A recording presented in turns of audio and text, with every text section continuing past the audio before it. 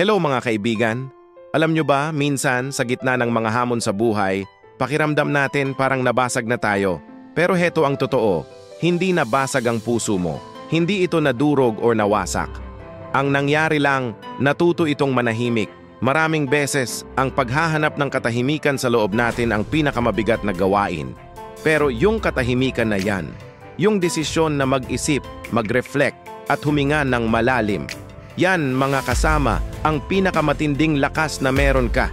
Hindi pag-iwas, kundi paghahanap ng sentro. Ito ang iyong pahinga bago ka muling lumipad at mas maging matatag. Kaya sa susunod na maramdaman mo ang ganyang katahimikan, yakapin mo dahil ito ang nagsisilbing pundasyon mo para mas maging buo, mas malakas at handang harapin ang anumang hamon. Laging tandaan, ang kapayapaan sa loob ang susi sa lahat.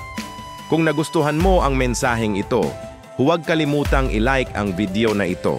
Mag-subscribe sa aming channel para sa mas marami pang inspirasyon at i-share sa mga kaibigan mo na kailangan din marinig ito.